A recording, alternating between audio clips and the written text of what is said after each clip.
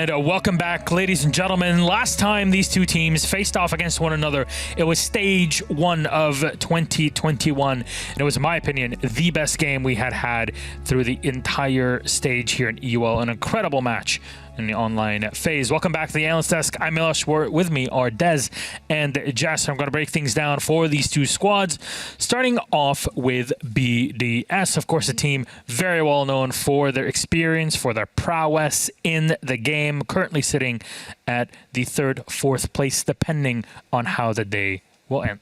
Yeah, absolutely. And I've been calling them the kings of EU for quite a long time now. Unfortunately, there are other people who are looking to take the throne at the moment, and it has shuffled them down the leaderboard into that 4th place position. A whole win, they'll go up to 3rd. And considering the head-to-heads, they might do quite well in the top 2, given we still have a couple of play days left. Multiple of these players at the moment are hitting leaderboards statistically in almost every single area. BDS is doing incredible. Their roles are very clear. We understand looking at this that if I was to, cookie cutter a kind of role and place it onto a player, I could do that with BDS. I could understand which player fits where. There's not a lot of shake around. It's not necessary. They've been doing the same thing for the past year now, and it has been working for them really well. Something surprising that other teams don't have is almost an exact similar attacking percentage win and defensive percentage win. Most teams are defensive sided by far. So as a result, BDS looking hot. Yeah, absolutely. And as for Coana's side, they've been in a bit of a slump lately, I think it's fair to say. Looking down the roster, your eyes probably get drawn towards Gorgona and Grizzly, the two big players for them in this stage. The others struggling to kind of catch up there and really deliver the goods when it is needed the most. Across the season, I think attacks have no doubt been the worst kind of side of the game for them. Defenses at times have been okay. It's got them some rounds on the board. But the attack, I think Jess would agree as well, has just looked a little bit fragmented at points. Not quite having perimeter rooms to where they want to plant covered, not having verticals controlled, drones not necessarily in the right places at the right time. It's been a little bit of a sorry story for them so far, but we need to see something else coming out of them. Last week in their game against Empire, they had 3 rounds. 2 of them came from very creative defenses. I'll give that to them. They had some really cool ideas, but once the novelty of those new ideas wore off, Empire just cakewalked through them. Wins against VP, wins against Unknights, the only 2 things they've really got to their name right now. They need something after that really strong 3rd place finish they had last stage. Seems like how after EU was shamed in the way that they were at SI 2021. A lot of teams that were not performing that way got slapped around, and they came back and learnt their lesson, and we see them changing the way that they're playing now, which was exemplified in our previous matchup between G2 and Vitality. Highly recommend you rewatch it over the weekend if you missed it. Though our head-to-head, you guys prepped one player out of each one of these 2 teams for us to talk about, and Playday and Anarchic. I'm assuming the 2 more support players, right? Absolutely that, yeah. And look, I mean, down the numbers, you look at it there, and just immediately all your eyes are going to stare at Playday and see the kind of numbers he's got. It's very easy to conclude and say, Playday good, Anarchic not so good. This isn't at all meant to be kind of a bullying against Anarchic, by the way. It's more to highlight how quite consistently, again, he's being, I don't want to say done dirty by his team, but it feels like it. Again, being told, right, go plant, goes to go and plant, get C4'd. Okay, round 2, okay, go plant, get shot by someone from an angle they didn't have covered. There's a lot of things that really struggle in their attacks, and I think it's really, hitting an Arctic the hardest is the player who's committed to trying to get plants down. The same can be said about Shepard in their game on console at last stage, for example. 1-11 he went. You'd look at that and go, wow, Shepard played really bad. No, he would go and plant and get C4'd or shot out. The same sort of things are happening to an Arctic because the team isn't there around him. For Playday, it's the exact opposite story, plus adding in that some rounds he can win basically completely by himself, Jess. Well, I mean, he is the 2nd highest rated player behind none other than his teammate Shaiko out of the entire league. Imagine taking 1st and 2nd place in the ratings. He also happens to be number 1 rated in cost. He also happens to be number 1 rated in plants. I mean, my God, it is stage 1 from when we first started the new EUL system. Again, Playday is just on fire. Incredible player to see through his career to get to where he is today at basically the top of EU over the past year, despite the small points differences that we have currently in the top 4. Though our matchup, which map will we be playing on in this best of 1 series? Consulate. You're going to see it. It is No, Consulate. And Cowana are starting on the defense. Advantage-wise so here. sorry. Oh, God. I just wish they'd learn. Me too. There's a few teams that have sworn by Consul at this stage. I don't fully understand it. And Cowana admittedly haven't been, VP diehards on this map like VP have themselves. But I still just worry again about in the earlier weeks, we saw such messy attacks coming out of them without the cover, without the vertical setup. It just stung, Jess. It really did. I was looking over at their stats, and I've been pulling stats. I've changed it from January the 1st to February the 1st now. I'm only taking games from February. Dates now, boys We're and girls. moving dates in my stats, and that has made it worse for Cowana because those past 3 games they've played, they got 7-3, 7-5, 7-4 on this map. It is not looking good. They can change that here today, but if you're looking over at BDS when they 7-2 train hard recently on the map, I don't know. So. We want they this need to be a something. banger. We did sort of prelude it with Yep. a nice teaser. I think, unfortunately, that teaser is giving too much of a sway to Cowana. Unfortunately. Well, we'll have to see. Maybe this is the kind of swan song we want to see. We want this story to happen. Surprise It's on us. to Cowana. Exactly. So, Jess, Des, thank you so very much. It's Cowana versus BDS, and we are back to Consulate for this one. Covana's pick, they start off on defense. Quite curious how BDS handles this one. And Consulate, it's Em and Hap to take us through. Enjoy. Thank you, and we're heading into yet another important matchup because BDS, well, they're currently in 4th place. They're trying to tell the top 3 who are 16, 16, and 15 points, and they can put themselves on 16 points with a win here today. It's very exciting, but also that social vote kind of paints a different picture. But it's also expected. I think definitely is. Cowana, they haven't really been in the swing of things. They had a fantastic honeymoon period when they came up to the league, even though not all of their players that were a big part of their CL drive, like Sloth, quite connected with the sort of tier 1 game as they had hoped. As anybody wants, you have a player that comes through as one of the top, if not the top fragger of their season in CL to sort of be pulling even, and it's good that players like Grizzly and Gorgona are able to step up into that mantle, but at the same time, you're waiting for that strike to come back round. There's definitely going to be a lot of waiting. Nomad being banned out is going to be eliminating a lot of or actually creating a lot of aggression opportunity for the defenders. Not having to worry about being blasted away, as BDS also goes for a Jaeger ban, so we might get to see a bit of grenade-heavy play. Could be an opportunity here, trying to open up walls like that by getting the grenades underneath. As the Valkyrie also gets removed, that is going to be, again, toning back the aggression that the defense can bring ever so slightly.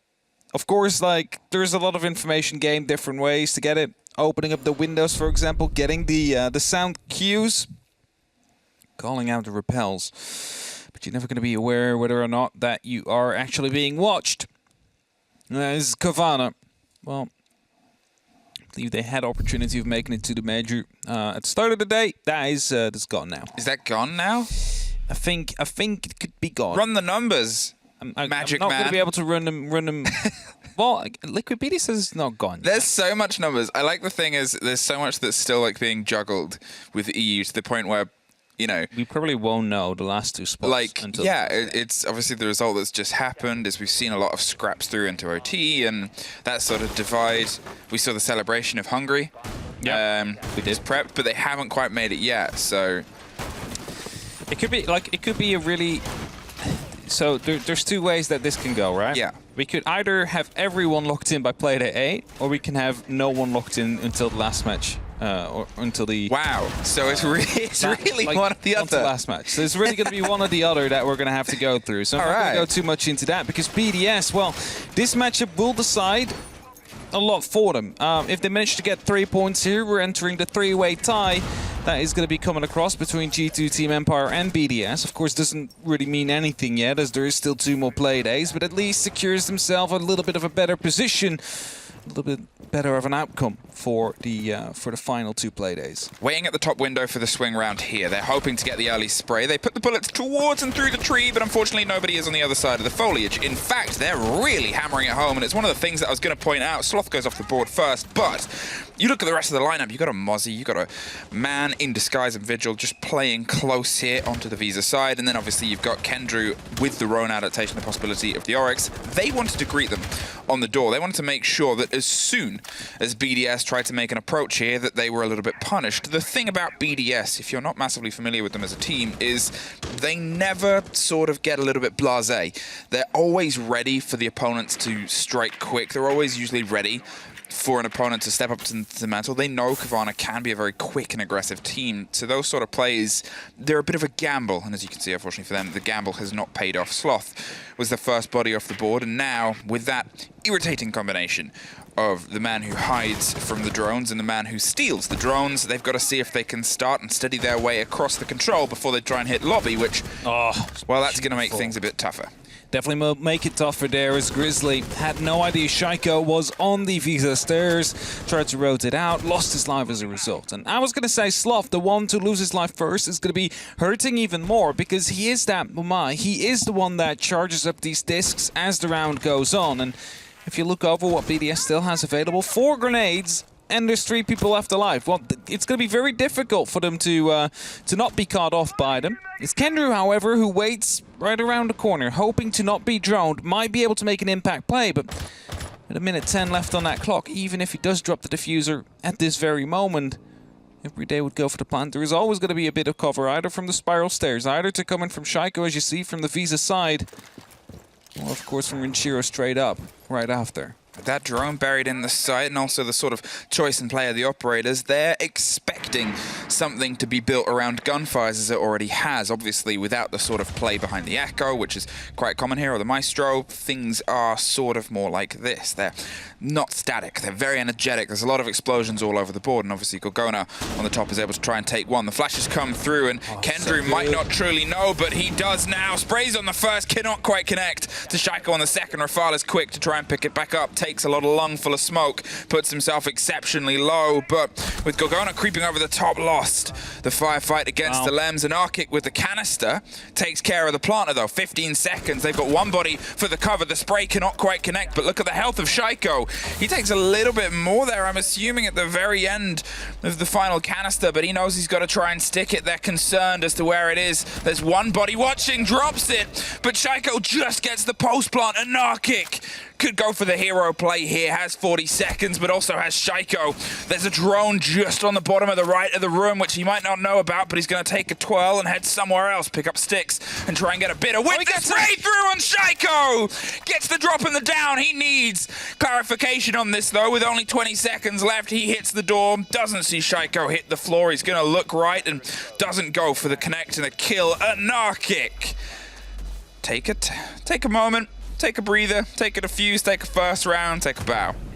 Take a bow indeed. Of course, probably the call came out from anyone on the side of Cowana. There's blood down there, there's blood. Someone was injured and crawled back out, and of course he knew that there was only one person who would have been able to be downed up there, and Shaiko indeed, unfortunately for him, is not going to be able to make the clutch happen, and Cowana pick up that first round. With that, secured themselves at least the first one, as we said. It's lobby press. It's nowadays the statistically most favorable side towards the defenders. And if you get that one out of the way straight away, that is always going to be helpful. It just might have been a little bit too close for comfort. I mean, a 1 versus 2 clutch, and it's an Arkic on the boards. Yeah. I think he also did a little bit more than the 1 versus 2. I think obviously there was some other bodywork that was done elsewhere, but you've got to take into consideration the damage he'd done with those canisters, not only to the health of Shaiko and of, I think it was Rafal, who picked up and tried to get the plant somewhere else after Kendrew was able to swing around, who almost got the kill on Shaiko as well, to be fair, but also the repositioning. It forced them. It forced with a very little amount of time, which, to be fair, BDS didn't really have to be pressured by, with how quickly they're able to not only get the first body and then pick up the second. They sort of slowed themselves down there, and Cowana did just enough with that final bodywork of an Arkic to kind of derail a French train that really wanted its way into the lobby of this embassy. Now, keep in mind, he technically got 3 kills in Arkic. Yep. Shaiko didn't die. No. So, you know, he's not going to get that one. But it's still someone he managed to injure. He deserves that one. He deserves that one. He deserves to get it, and of course had to defuse himself as well. But for now, we're going to go on. Gonna go to that basement, and it's BDS that is then trailing by a round. It's probably not gonna be bothering them too much that they have lost one. Will start to become a problem, however, if it turns into 2, then 3, and maybe even 4. That is when they need to step up their game. But for now, you know, nothing really too troublesome yet. Oh, good shot there from Shaiko. Yeah, very quick draw to take care of that C4 there. They sort of tried to go a bit bold with it, Kendrew. They're still leaning into this let's meet BDS at the front door and make sure they cannot get comfortable on windows, because you look at this roster, BDS is built around fantastic execution. Renshiro is synonymous and famous for being on windows and cutting off rotates, which Consulate also is, and Cowana are well aware of this game. So that's why they're playing with so much information denial on the sort of loose play, and that's why they're being as loose in their play as they are. They know that they cannot be comfortable, because as soon as they are, then they know that BDS are going to get comfortable in the space that they are not within. They have to be a consistent problem and have a heat map that lights up the entirety of this map. That's it. You just need to be very oppressive towards BDS. You cannot let them play their game, because they are methodically probably one of the best teams inside of Europe. So you need to make sure that you disturb them. You cannot let them play their game, and Sloth picking up the kill onto Willems is definitely a great way to start. That's the sledge gone. No vertical will be made by him. Of course, the buck is still there on Rafale, so they have the redundancy available to them. But Sloth still alive on the top floor. Will be going for the gunfight on the buck. That's a trade, and that is going to be the second part of the verticality gone. Trade on the top and one more body on the bottom, right as they tried to swing round onto yellow stairs. Leaves just Renshiro and Playday. They're trying to dig their way through, but with 45 seconds and still Cowana in control of Piano, this is very, very tricky. There's no clear route in or anything clean. It's going to have to be a bit scrappy and round the corner, but Grizzly is watching through the double windows of the car. The canister pops off as well and separates the 2 remaining bodies, but not for very long, because Kendrew sends Renshiro into a different plane of existence. Playday, 30 seconds, potentially time here for BDS to have a bit of a conversation. It's a 4 versus 1, and there's still another canister that can be popped off in this moment in time. They're well aware of where the body is. The flash comes round, but so does the spray. A C4 too. You can see all of Cowana is sort of stepping up. They don't want to give them that moment to think, that moment to sort of talk and get things sorted. Cowana is the first that falls that way. Didn't see the body on the left. Kendrew gets one more and then sprints out the building. Quickly tries to retake some ground here. Even though they won the round. So this is our terrain now. Because he's going to have to go over it yet again, because we're still on the attack, and Cowana now able to pick up 2. All decide to avoid the top floor for now. It's Archive Stellars to come up next, and that is the famous split site, or infamous, however you want to call it. Going to see plenty of nitros available to them. Mute, Pulse, Mozzie probably all carried them. Now the Mirror will maybe have one as well. Of course, going to be very, very heavily reliant onto the Pulse in this case, not having the Yokais available to give you some extra spots or to deny the plants. We have the Wamai as well as the projectile denial. Indeed, 4 nitros and 2 impacts.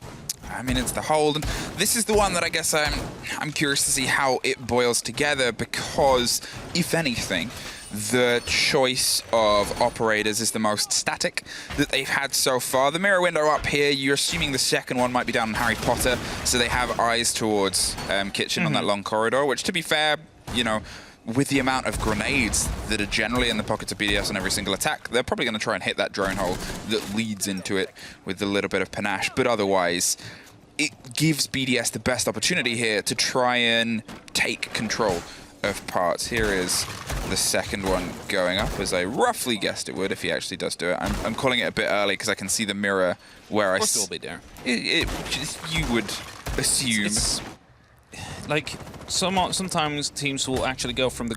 Oh dear. Twice that's happened. That was a one-tap as well. You're like, tick, tick, and he was dead. So he went for the attempt twice and managed to catch him off, which is going to be a very good start here for BDS on a site that is maybe a bit more difficult to hold. A lot of reliance would be on the nitros, of course, and one of them just disappeared.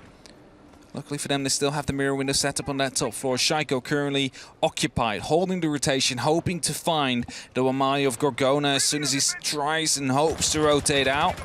He'll be using these magnets to support himself, of course, a little bit.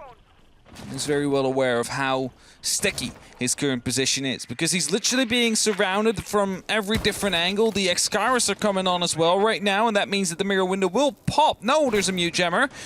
We have Grizzly that plays from below, has the opportunity of taking him down from the bit of a vertical that is active from here, but that's a grenade to come in. I thought that was going to be magnets, but Shaiko manages to lend it either way.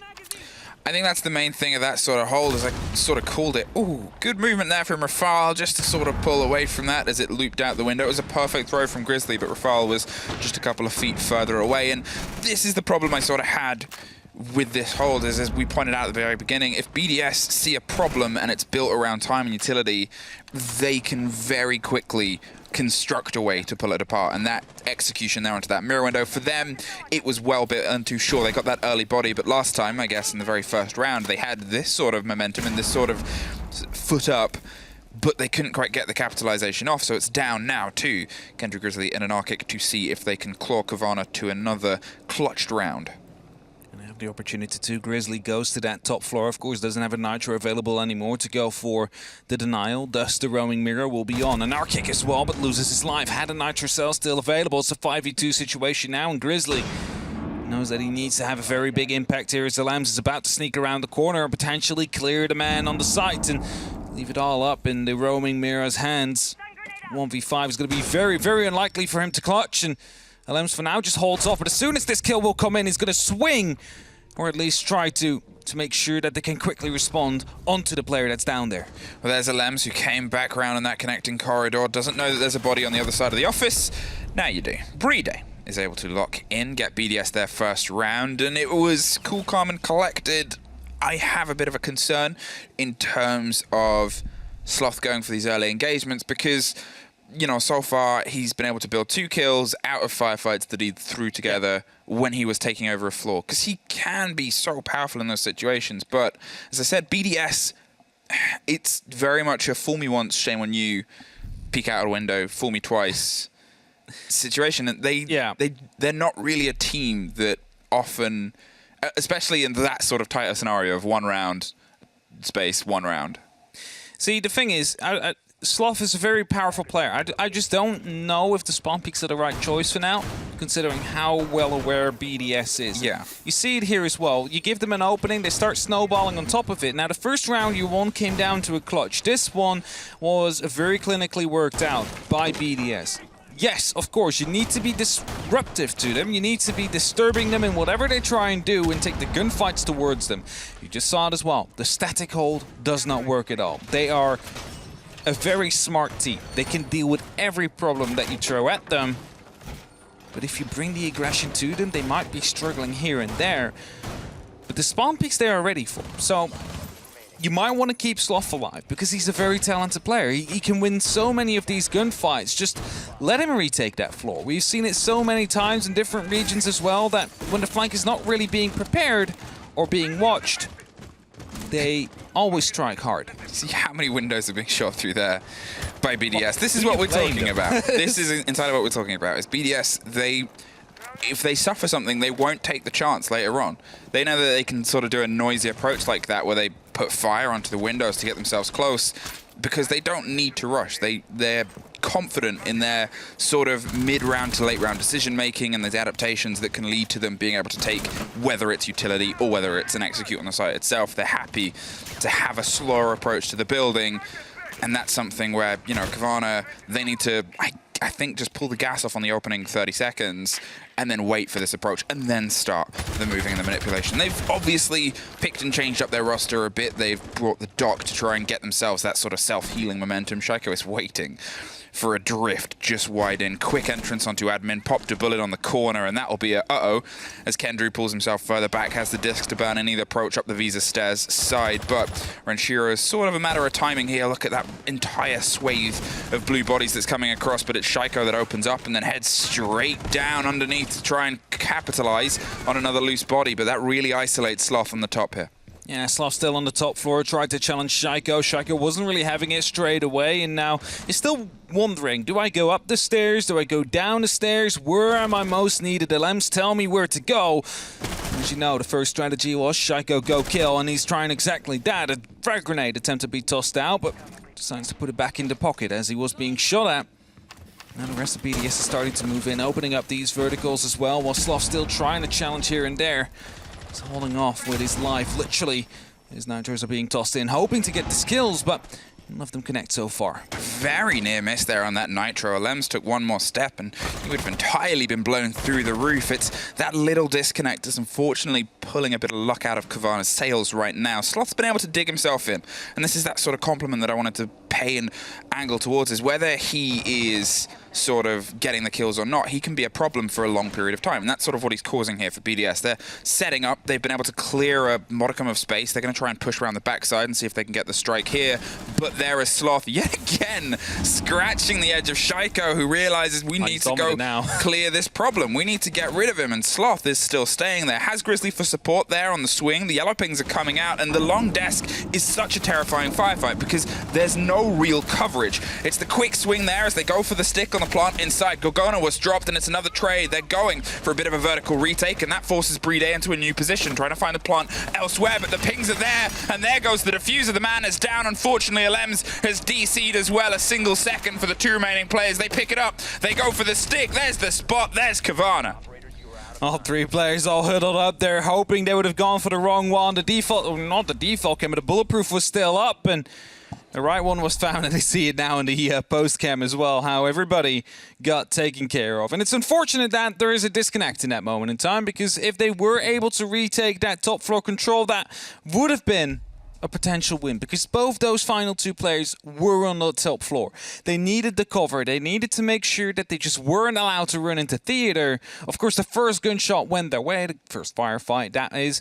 They're allowed to retake it, but at that moment in time, Alems is gone. He disconnects. I'm not quite sure where he was. I believe he was playing on the windows earlier, so it could have been at least at the start of the round. I think it might have been Spiral. I saw three. There was three bodies outside the front of the lobby. Yeah. So I think he might have actually been one of the bodies that was outside the front, because you obviously had the diffuser driven in by Playday. It's like trying to piece things together. I'm like, oh, we saw Shaiko was at the top of Spiral, and Grizzly was in that firefight, so this and this and this. But either way, it was, again, that moment on their lobby push. Now, lobby, as you sort of highlighted on the other day, is statistically the best defensive site currently on Consulate, which is a bit of a surprise because it never has felt that solid until this meta. That's kind of the thing, right? It never felt super solid. It's never like it's complete blowouts that are happening here, but it's always like just the tight and knit victories that are coming out from the site. And I have to say, back when I was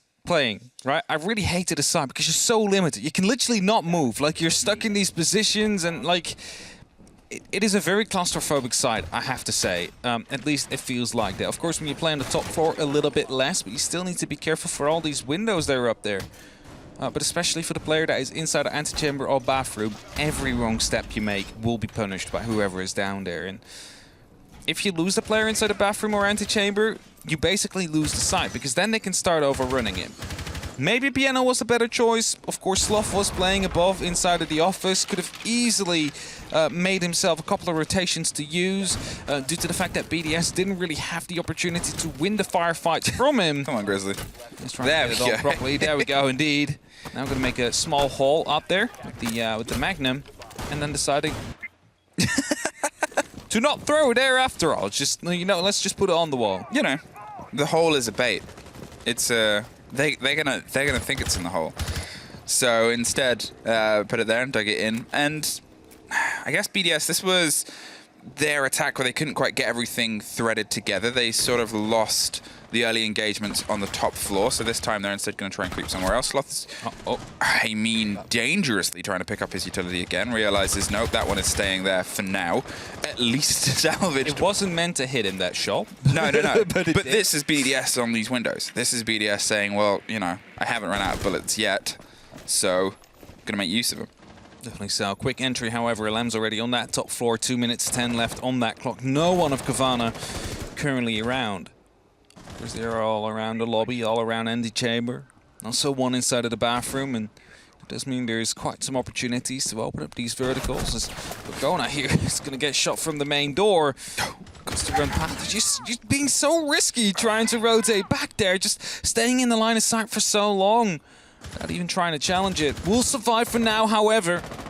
Luckily for him, Cowana, of course, in a 1-3 lead. They want to take this win, even though they might not be able to make it to the major anymore. Points are always welcome. This is a much different approach that we're getting from BDS here. Instead of trying to find their way through on the bottom of yellow, they're instead doing what is more seen as like an Empire-style take. Take a cross-admin in the top floor, make sure that you have Rafal in that position on the front door, so if the players do start to drop, you can punish them, almost punish Gorgona, but Gorgona was able to slip by. I'm not entirely sure how, but he had a little bit of luck on his side, and here Rafal will start to drive in. Kenny is holding patient. He's waiting for somebody to potentially make a mistake. Just walk in bathroom and then walk out again. He definitely did. He just made it. And he even opened up an antechamber. Kenny, very sneaky. Staying live. Not a single drone has found him, spotted him. This has the opportunity to go for a huge flank. Just Rafal and Alems up top for now. Or at least within range. Should try and take out. As long as Lems just keeps hammering, they'll think it's clear inside the bathroom, and maybe he will be trying to attempt to challenge the hatch and lose his life as a result as he's moving out now. That's going to be the kill, catches him off guard, and now as the flank is coming in from the lobby, also from Z, he needs to run quickly. He needs to drop the hatch or stay and dig himself in deeper.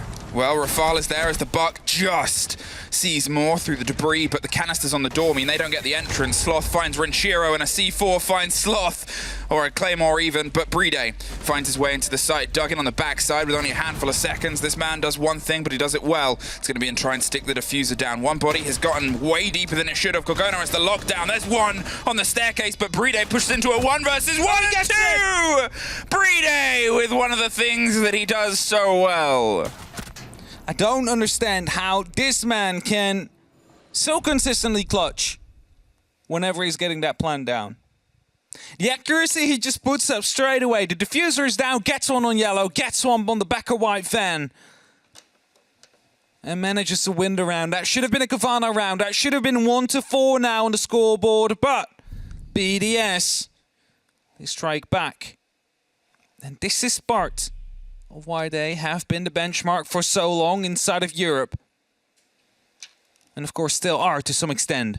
They're not on the top now. They have the opportunity to take a 3-way tie, which I think they'll happily do. Of course, they ended on a 2-way tie with Na'Vi last stage, but due to the head-to-head, that being, I believe, one of the games that they lost against Na'Vi, lost out on those 510 SI points, got 395 or something like that instead. It's still a lot, just not the main prize.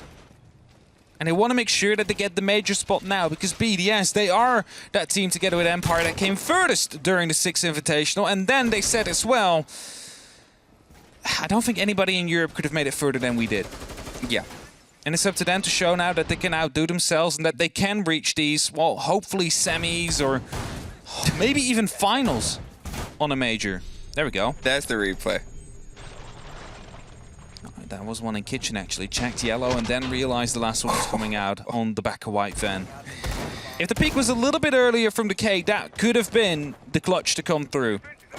But then, again, you never know, because we all seen the unfortunate event where an SMG pulled in from Train Hard, had no bullets left, had to go for the knife, and Playday gets the kill and the 180 within a second.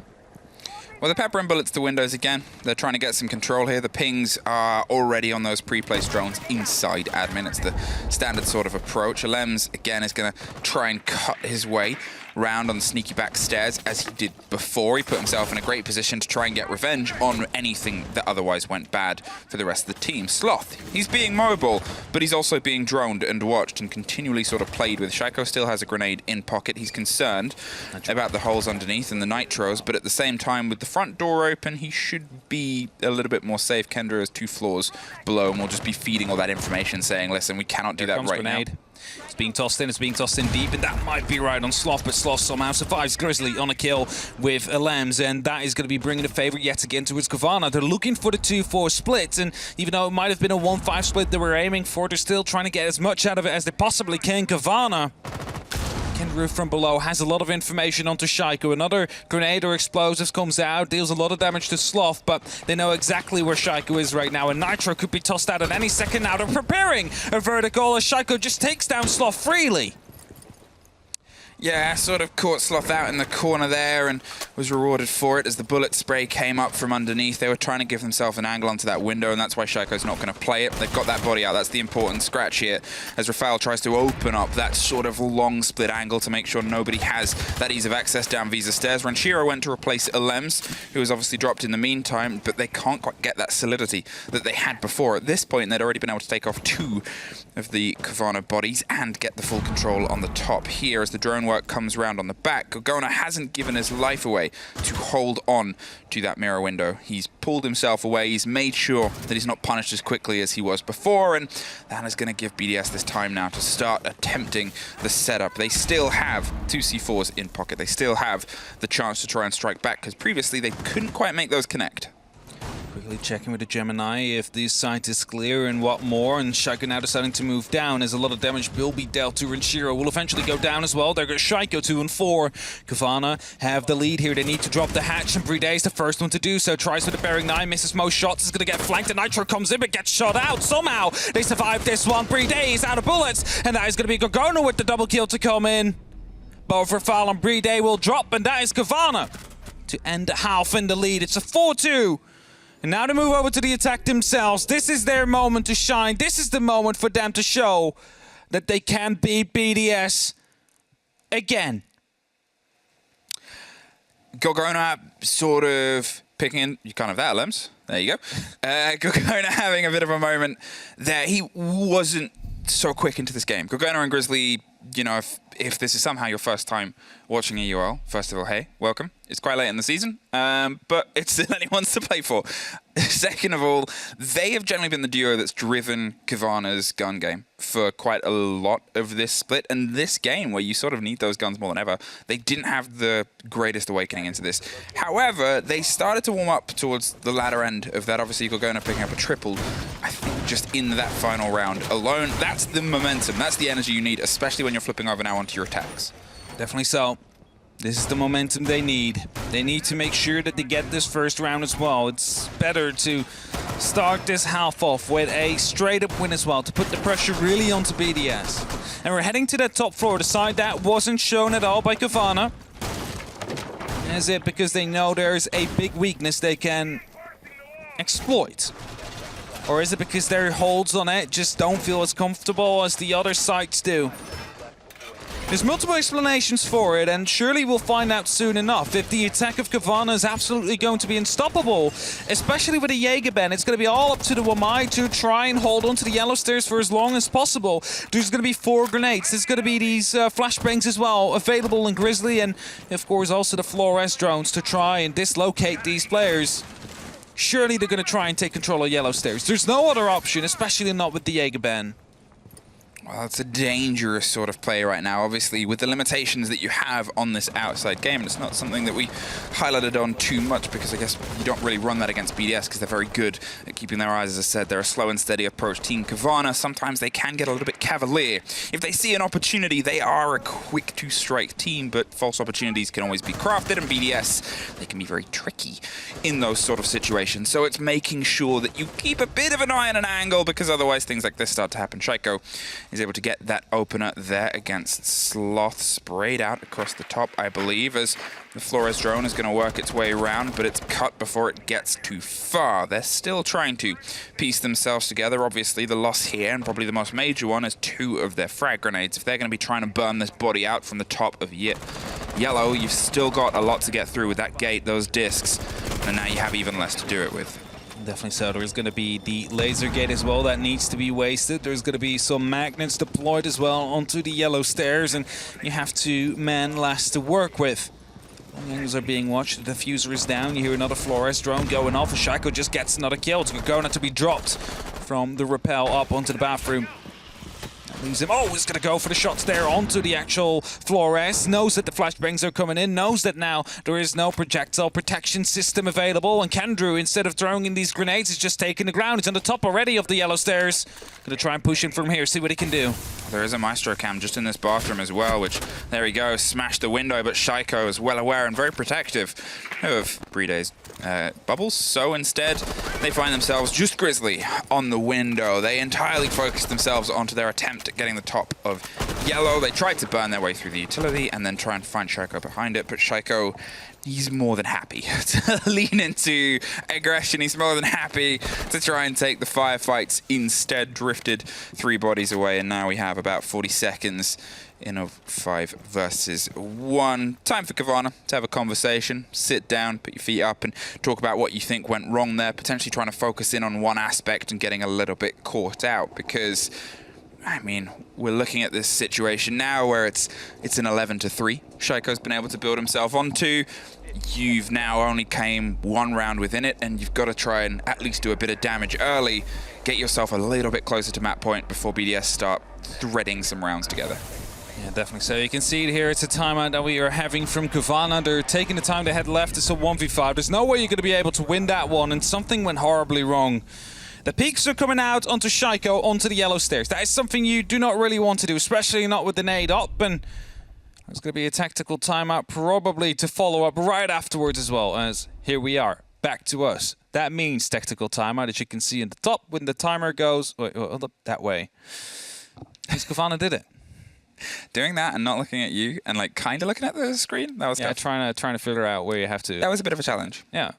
We like challenges every now and then, and that's definitely what BDS is getting, and just as well for Cowana, because BDS suddenly had a very good defensive round where Cowana tried to deal with the yellow stairs hold, but you're also facing Shaiko, so you cannot really go for the peaks onto the skylight. You need to make sure that you waste the utility, you get the grenades in, and then you try and maybe take it as a result. But like right now, you lost your nade up, one of them. Which leaves you pretty limited with the amount of utility you have left. I think that's the big cost, is they focused themselves sort of to try and get rid of the top of yellow. They were desperate in that regard, which, to be fair, if you're going for this take where you want to try and slip your way in onto the main sort of console windows, it makes sense, but or the CO windows behind the sort of standard plant. But this is something that we've seen Cowana be punished for so many times. And that was one of those big problems, was the amount of times we've seen them sort of go for that take, maybe successfully get that body out of yellow, and then go for the swing in just to get C4'd from underneath in piano. It's something that it comes to mind when you think of this team on this map, on this split, and it's really worrying that it comes to mind, because, okay, usually teams fall for that once or twice across the many times that they've played it, but to have it On a drone. To have it as a sort of tie in there, and to have 4 C4s in the pockets of BDS, they know what Cowana struggle with on this map. They definitely do. And with that, they're probably going to be letting them reign free around Antechamber at some point. Of course, Shaiko will be holding on to the top floor for as long as he possibly can, but will also try and fall back with his life. And they're going to try and create a minefield. At some point, that sledge will start coming in. Kendrew will start hammering down on the floor, trying to create these verticals to, first of all, deal with mirror windows. Second of all, deal with the power positions and try and dislocate players. But as soon as he starts doing that, you see 4 nitro cells currently active on the side of BDS. One of them will be tossed up and, you know, maybe find Kendrew as a result. One of his teammates. And that is something that they need to be very careful of on the side of Cowana. BDS with a bit of a roam and a bit of an extension here, as Cowana look like they want to try and go on a bit of a hunt. Shaiko, who's on an 11-3 game so far, is going to make sure that he keeps that momentum up and keeps trying to apply the pressure. He is a player that, you know, when it was sort of cited, he was BDS for a while. Then BDS built itself around the possibilities of Plan Bs and Plan Cs, and they've become the sort of juggernaut we know today. But still, when he is on his day, he is still a terrifying force to go up against, as we see from the start here. All the dedication that's going behind and pressuring him out as there an explosion comes from underneath the C4. Oh, went fishing and caught Sloth, and I don't think that Sloth's should be something you catch on a fishing line, but who am I to argue with Shaiko? You should definitely not catch those on a fishing line. Something is terribly wrong if that happens. But Shaiko, you saw no emotion as well. Just was like, yeah, that's going to get him. Just another day at the office for him at this case. He's going to be able to use that utility at least to get the first one. That is Sloth gone. That is Yana gone. That's gone 6. And Gemini Replicators that are no longer there. Of course, there is no Aruni being played currently, so the Gemini Replicator loss maybe not as bad as it could otherwise be. It's still going to be a very important player on the side of Cowana. Of course, grenades, gone 6, and everything like that, just out of the way. And Kendrew now is playing inside a piano. Now, I'm not sure, but Shaco's still upstairs. He could just drop at any point if he would feel like it and try and wreak some havoc, or just as well as the Nitro cells could be starting to flow up as soon as Kendrew is starting to hammer down, trying to find these Electro Claws. That's entirely where Renshiro's gone there. We've just seen it get loose. He's going to try and hit the grenade and get the drop on the claw. Finds it, pulls away. That allows that Twitch drone that was otherwise slowed before to slip through. Gets the second claw. Grizzly double down. Renshiro pulls away. Has to go for a little bit more space, but Renshiro, hey, there's that C4 I talked about before, and there it is. It was laid in wait, and it kind of has done that thing that unfortunately yet again has scarpered Cowana. Also took out the Twitch drone, mind you, so that means that they need to deal in a different way now with these mirror windows that have been placed down. And that seems to be the smoke canisters that are about to be tossed out. Gogona trying to put some pressure from above, but Renshiro is going to be trying and will be able to find the first kills. Grizzly now needs to run in and dig in deep, but he's going to drop the diffuser. It's only up to Gogona now. There's 8 seconds left. There's no way he's going to be able to win this round. It's BDS that will draw him back up to 4-4 after a flawless round. Will be here and will be on their board for them. It's Cowana struggling to find answers to the questions BDS are posing on Consulate. The holds are so well tied together in that there's all this sort of meat of the site itself. They had, obviously, all the Kai, they had many C4s, and you look at what they still had in pocket at the end as well. It wasn't that they had truly been stressed on their pocket utility. There was still at least 2 C4s. There was still canisters that they just started throwing towards the end there to make sure that they couldn't go for a comfortable rush, even though they had the guns of Playday and Renshiro and LMs still watching it on the split. And yet, at the same time, there was Shaiko on a roam, happy on the other side of the map. They had put a little bit of a test towards him, but they hadn't even been able to sort of unseat him either. They got tested back, but like harder than they tested him. Yeah. It's like, try and dodge this Nitro. and it becomes that sort of problem where it looks like Cowana, they're a bit lost in the water. They're a little bit sort of, what do we need to do now? What do we need to do next? We can't get too lost. They were still pressured for time, which is something that it's a worry for any of these teams, but Cowana are definitely a momentum-based team, and that energy when it's a bit low, you mean they're trying to fix it, they've picked up the Ying, Sloth is now on the Ash roll instead. They're looking for solutions, but the concern is you're up against BDS posing problems. That's always going to be an issue for many of these teams. Of course, they have been proven to be able to be, well, to bleed, to be mortal. By some of the teams before, Vitality, of course, and G2. Some of the losses that BDS have are cured this stage. And of course, Cowana beat them last stage as well, so they know that they can beat them. They just need to get it all together now. There's not much time left, you have to say. It's BDS that is currently, you know, they close the gap. They are trying to do more than that, of course, and make sure that they are going to be the ones that exit round number 9 in the lead with that 5-4 lead, where they have the opportunity to reach the match point first. The holy match point, you could say, is Gogona setting up for a quick push. This is it. This is the pace I said they can sometimes operate with. Grizzly gets the opener as Alems tries to swing his way on the door. Rafal shots the door of the bathroom, and an Arctic just goes for the stick. Alems with the C4 underneath, but they catch it from above just before finally get the lockdown and the control there. Shaiko has suffered a huge amount, but now with 2 minutes still on the board, Kendra is going to try and find his way in from the opposite side, stopped by a Banshee that screamed a song that was so unfortunately loud. Sloth is going to go underneath. They're going to see if they can try and pull apart the body that's currently lying down in pipes. They don't know, though. And Alems gets an easy punishment there, leaving just Kendrew alone.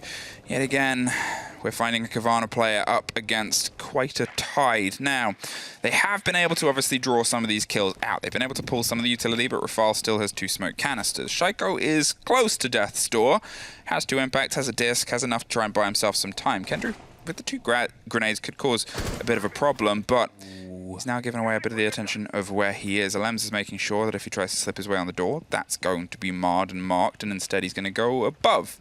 Try and get a strike from up here instead.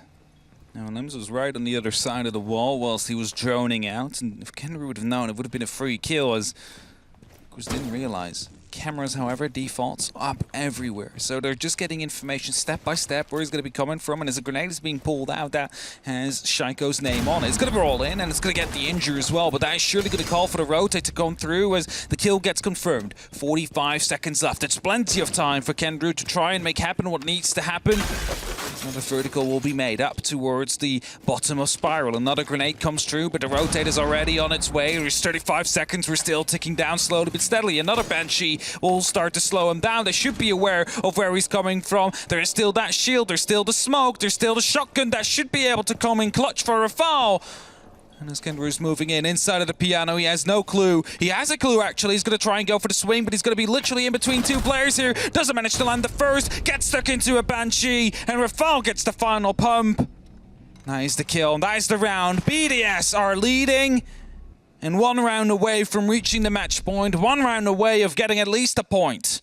Wow, that Banshee was the unfortunate death. Yeah, found every single one, which if that was the goal, it was well fulfilled, but unfortunately that was not the play that they were trying to piece together. It was well moved and manipulated. I guess if we're going to look for silver linings, that's the benefit of a rush gone wrong, is you have plenty of time to try to come up with a plan B. You can really sort of tread the boards of the entirety of the map, but when you've still got that setup, when you've still got that play, and when you've still got BDS holding their angles, they still had LMs on that roam on the stretch.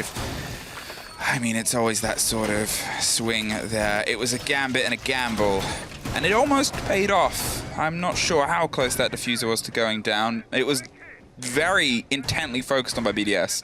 There was obviously the spray around the corner which downed the man, stopped the plant, and then picked up by the C4 just afterwards. But BDS made sure that they were reacting in time. Definitely responded in time. They had a player going down. They had a player from upstairs. Multiple angles were there. Now 5-4. BDS, after struggling on their attacks themselves, have made Cowana struggle even more. At least for now. 3 rounds they managed to pick up. Looking for the 4th. 4th round will be the match point that they would be able to get in, or at least the point to match point.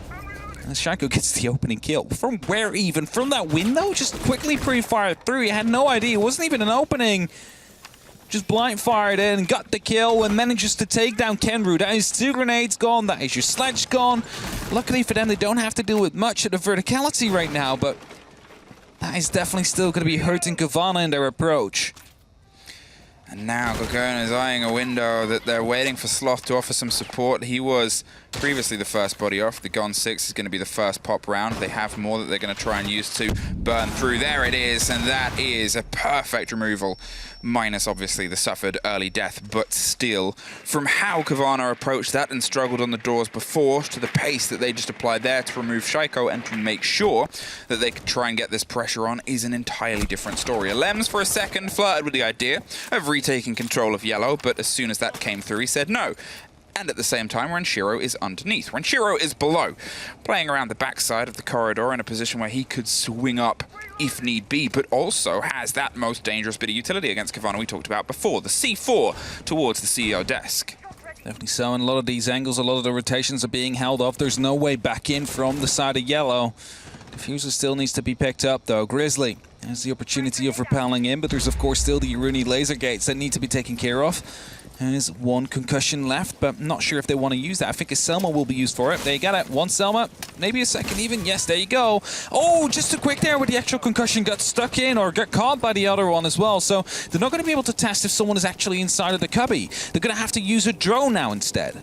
They do still have 1 spare Selma, and they don't have Alems to worry about at this moment in time, as Gorgon is able to get a bit of control here inside. They're going to bury themselves deep. Hey, why not just face check it too? Playday has gone underneath to offer some support towards the C4 in the pocket of Renshiro to make sure he can still act when he needs to. Sloth is doing his best to keep that body at bay as he drops the Mozzie drone. He makes sure he has the control, and Rafal is going to have to long arm and pop the smoke to make sure that they have some time to reposition themselves. They need this support to come through for Renshiro Renshiro to strike from underneath. They need to have that utility be able to pop off. Another canister is probably not far away here from Rafal, who's waiting for the swing around the corner, sees the body, but doesn't go for the shot and suffers for it later. Playday at least is able to take care of Sloth, and that's going to free up that C4 to come in from underneath, and Cowana are going to be well aware of that, so they go to a slightly alternate plant position here. Stuck in on the corner, but it's an impact from underneath. The C4 gets thrown too, and it catches. Renshiro waited for a while, but Anarchic is instead the one that sticks it, and Gorgona has the cover. The 2 versus 2, buried backwards behind the shield on the long desk, but loses the first fight against Playday, or opens up with an Alder. Anarchic was able to open this game with a clutch that drove them in the reverse sort of position here. Now still has to get through 2 more players, Playday and Renshiro. They have about 30 seconds. They're reformulating and repopulating themselves here across the long desk. They trade it out. That's what they wanted, and that is BDS pushing themselves to map point. And who else than Playday able to pick up both those kills? They knew exactly where it was going to be at, right around Soda's. And they come in with both of them. One dies, the other one picks up the kill and the defuse. There was plenty of time for them to go for that retake, and I think that is what marks BDS as well. They're not trying to hurry it. They know, all right, 40 seconds left, 1v2. He's going to be around this area. Let's group up. Let's go together. We have that time. We have the opportunity to make it work. And they made it work perfectly. And now BDS is going to go up against Cowana. Cowana needs to fight off 2 match points. And it's going to be Cafeteria Garage. That is going to be the battlefield where it all might be decided now. How is BDS going to be finishing this? We do see the mirror windows coming out again. They were attempted to be, well, cancelled out by some smoke grenades earlier on. No Twitch on the board this time. That could be picking up the electric lava. Second one gets tossed in. So they're going to be more reliant now onto the actual proper hold onto the top floor. They need to have Piano in control. Now, Kenry is not going to be allowed to sit in that toilet cabin again. Let's, you know, was it Kenry actually? It was Kenry that did that. He's playing on the attack now. But BDS is not going to be able to get away with that. I was going to say, he's definitely not going to be able to do that. He's not going to, well, he might actually. You never know. Maybe they're going to go for a retake. I don't think, yeah, in that very specific scenario, sure. No, but I guess here it's still BDS. They have a lot of the similarities that they had before, the sort of mute thing. I think that's just to throw C4s out the window. It is, of course, to throw a C4 out of the window, and that's why it's being prepared just a little bit more. I mean, the revolver you're theoretically never going to really use to to go for a gunfight. I'm sorry to break your dreams. Only it's like literally last resort. If there's nothing else you can do, you'll use that revolver. What about in the new one headshot game mode? I mean, if you want to style on them, sure, go for it. I'm not going to stop you. I'm not going to hit a shot with a revolver in the one headshot game. That's the point I was trying to make. Okay, now we see them actually stacking up on the dangerous windows that we talked about before. They're going to be aware of the hole underneath, and they're actually going to look to see if they can put a body in, but Kendrew's not going to slip his way through. Renshiro just has it ready, because he knows if he does go for the swing here, chances are that they're going to try and shoot him in the face, because that's what this game is. So instead, he's going to be ready to swing round. Talking of goodbye, Alems, Grizzly almost got put down in the exchange, but Kendrew and Sloth was there to offer some support. There's the drone. That's going to give some idea and impression of where the swing is before, but that's only one of the 4 C4s off the board before it can cause some damage. Talking of, here comes Shaiko. He's toying with the idea of coming downstairs, but I think he realized he didn't quite have all the space and all the cover that he would have liked, so he heads back up to the top where he can still cause some damage as he did before, and now as they steadily try and open up above, they're still massively concerned about the chance of these C4s popping off. Definitely so. You see the hatches being watched by Kendrew as well. Sloth holding off on the door, and Cowana just taking some time. Nitro's being tossed down. Not quite sure where that one went. Shaiko will be taken care of. Not quite sure where he was. He's trying to go for a bit of a flank. Might have been vertical. Indeed, that was the Nitro that was coming in from above to create an angle. So they shut him down as a result. And now it's only a 3-on-5 situation for BDS, where need to hold off for just a minute more. And Shiro going quite aggressive on the breach here, but knows that he needs to fall back at some point as well. That is going to be the Nitro from Playday. Brings it back a little bit closer for BDS. There it is. The Nitro's finally been able to struck, and Renshiro still has one in pocket, but he's not going to use it to dispatch Grizzly. His gun is more than enough. Hey, Playday, where are you going? Oh, all the way to the top to go for this big rotation behind the back of Cowana, who might not expect a body to be that far away. We've talked about Playday getting into these positions before to offer some support where they need to go, and we've also talked about Cowana sometimes not quite getting the check on these sort of plays and then being unfortunately sort of dismantled by it. Playday. He's playing with his time perfectly here as he creeps down the yellow stairs. He trusts the guns of Renshiro and Rafal to offer that back line as they go for the stick. There's the drop on Sloth. There's a quick reaction from Gorgona to offer some support here to Anarchic, who needs to try and stick this. The canister pops off. Relocates Anarchic, who finds another corner, which is also equally, unfortunately, toxic a work environment. Rafal doesn't have much health, so he doesn't want to take an elongated fight. Renshiro, well, he tries to take the close one, but he can't quite get the security. Gorgona doesn't want to see the diffuser get put down. He wants to make sure that he keeps himself hot. Yeah, picking up these kills here, securing the round, and with that, they're getting just a little bit closer. Not sure if Gorgona is just very good at sitting still. Or if it froze. I think it froze, but I'm just... Cygorg. Cygorg? I think he's computing. I think it's froze. No, chances are he's frozen. Either way, it is 6-5 as our producer says he's very focused. He's very focused. If he can play like this will be very, very impressive. Actually. I remember that, I think it was a Navi game, it was a Nath, and his camera froze with his like hand on his face, like in like a thoughtful pose, and someone it showed like a highlight replay of him in that pose doing it. Someone legitimately asked, how does he do this with one hand? He uses his feet for the keyboard, some people do that. It's like a dance mat. It's a dance mat that he plays. Was it called Dance Revolution or something like that?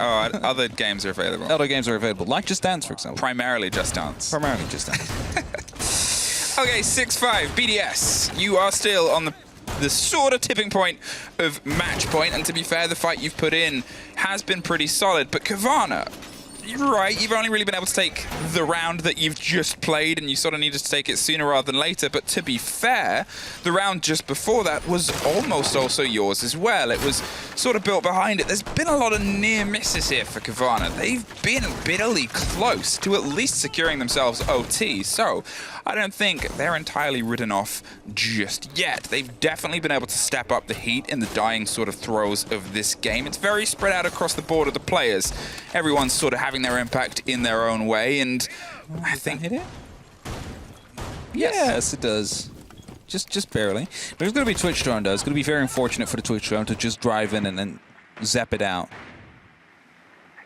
Well, Grizzly is steadily making his way along here and gets to the back of the mirror window. That one gets dropped and popped and knocked out. He's going to try and find the second. There it is. That's gone as well. The Twitch drone took a different route. Sees a Kaid. Is he going to get the claw as well? Oh, this Twitch is feasting on delicious utility. There goes the next one. There goes the next. And there goes the next. Grizzly, the man with the drones. Heck of a play. Can the rest of the team build behind it? You still have BDS on the very top floor. You still have BDS playing around piano as well, hitting them dangerous keys. But the keys that Cowana are pressing is a lot of WSD. Very early opening here, a minute on the clock. Both mirror windows taken care of. The wall has been opened up. No more Electroclaws left to try and stall anything else out with. And now they have a lot of time to waste as much utility as they possibly can. Cover this off together with smokes, actually. Try and bait down these smoke canisters of Rafal early as an Arcade goes down. That's going to be the first kill, and everybody's right stacked up on top of him now. Trying to secure the kill. That's going to be a team kill. Cowana will be able to get one. Sloth goes down as well. It's a 5-on-3, and they're taking secondary positions on the side of BDS. Just holding up for now. The diffuser is dropped. They need to pick it up. And there's suddenly 2 men down. It's such a great start that Cowana had. And now they're going to be able to finally strike back. Kendra digs his way through. They look for the body that's just around the side of the pipes that pops off to get the Gemini. They're trying to find an angle, but it's a bullet hole that bites back. Anarchic, he's back to his feet, but he cannot try and push through that. And he definitely can't push through that either. Renshiro gets the double dug in on the back line. Gorgona, unfortunately, he found a bit of a drive, but lost a bit of that speed, pulls away just in time to not see the bad end of a shotgun. But with a minute on the board, what started as the potential promise of Cowana trying to push our way into OT might end here on a bullet hole spray, and it does. Renshiro with a cheeky angle sends the team over the end. A bit of celebration to make sure that they stay up and pace with the top 4, and a bit of commiseration to a Cowana team that did better than, well, at least the audience and Des suspected, but couldn't quite do enough. No, not quite enough. And that last round started out so great for them. The Twitch drone able to come in, sneak out both the mirror windows, sneak out both the electro claws, and allowing the team to truly set themselves up well for a good take, maybe even a rush, or at least try and waste the utility as quickly as they possibly could. But it was BDS that struck back. BDS with the kills we know they so often get. And with that, we have a 3-way tie at the top right now to go into the last 2 play days. It's going to be Empire 16, G2 16, and BDS 16. Let's toss it over to the analyst desk. Thank you very much, my friends. And yes, Hap has said it. The numbers